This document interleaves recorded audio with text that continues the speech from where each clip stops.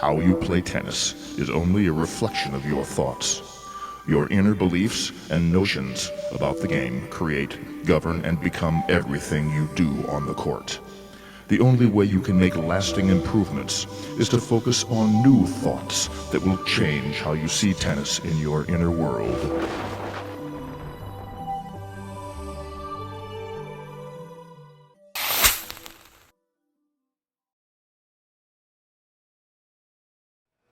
Hi, I'm LePrevost.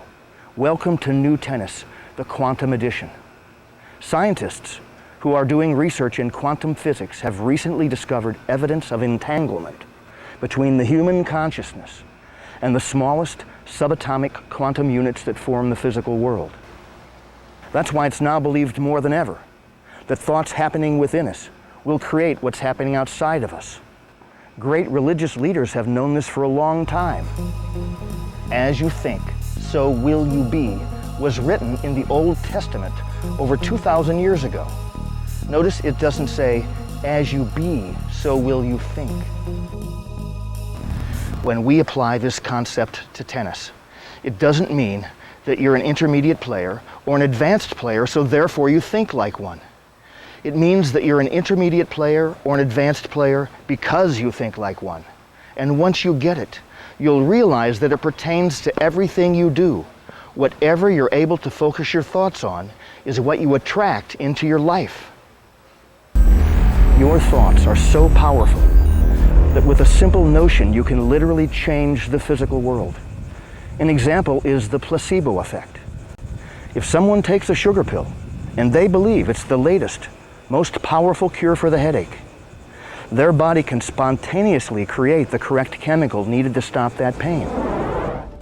And if that same person takes another sugar pill and they believe it will cure something else, their body can produce a completely different chemical designed to cure that ailment. The point is, the physical world can be changed, and things can be created on the basis of what you believe to be true. What do you believe about tennis? Do you think it's complicated and there are so many things to do at the same time it's frustrating and very difficult to play well? Or do you think tennis is easy, and if you do a couple of basic things correctly, everything else just seems to fall right into place for you, one way or the other? It's your choice. Whatever it is you think about the game will be true, because that's what you'll project into the outer world.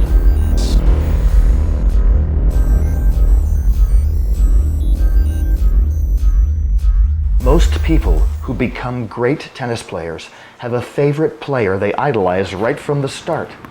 This has a tremendous effect on their thoughts. In their inner world, they always envision playing and becoming just like that player, so that's the reality they create for themselves. It's called seeing from the end. I wasn't surprised when I heard what Roger Federer said in one of his interviews. After winning 26 matches in a row and finally losing because he may have been ill, he said, "Put everything else aside, the better man won." I'll bet Federer had envisioned what he was going to say in interviews like that years ago, when he decided to fashion his game after Pete Sampras. That's an example of seeing from the end. Sampras did the same thing when he idolized Rod Laver, and all three of those guys are class acts. That inner vision of how to play great tennis with a humble attitude was passed on down the line from one to the other. Who's your favorite player? This person chose to play like Andy Roddick, with a big serve and a big forehand. Maybe you'd like to play smoothly and efficiently like Roger Federer. Or maybe you'd like to develop the aggressive ground stroke style of one of the Williams sisters, or Maria Sharapova. Right now, it's important for you to pick a favorite player that shows you the finished product you want. If you study this player and watch them every chance you get, you'll start to envision playing just like they do. This will help you see from the end, and you'll actually experience the tennis game you intend to create before it ever shows up in the physical world. Then make sure you stay focused on those thoughts. That's the tough part. to really be able to see from the end. You can never lose that image of your finished product. Neuroscientists tell us that being persistent with the same thoughts cause the same neurons to fire and connect in your brain. And every time they do, they build stronger connections. That's what establishes long-term relationships between nerve cells called neural networks. All the neural networks you create with your thoughts ultimately determine your identity.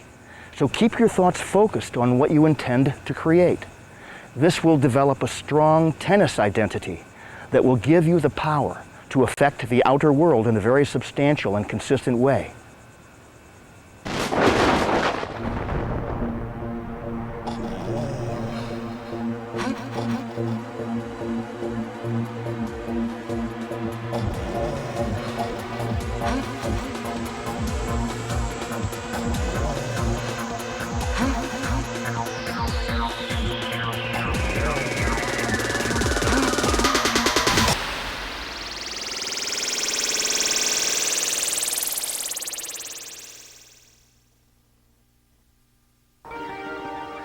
Playing in the zone is an experience players have when they attain a peak performance. It's as if they're not the ones playing the game, but the game is being played out through them. They've transcended thought, and they're flowing spontaneously and effortlessly from one shot to another. They have no fear of making a mistake, and they're not judgmental about the outcome. This enables them to let go and be a calm, detached witness to the events that are happening. Here are some of the quotes that great players have used to describe playing in the zone. I was totally focused in my own world. I had a great feel for the ball. I saw the ball early. I had big eyes.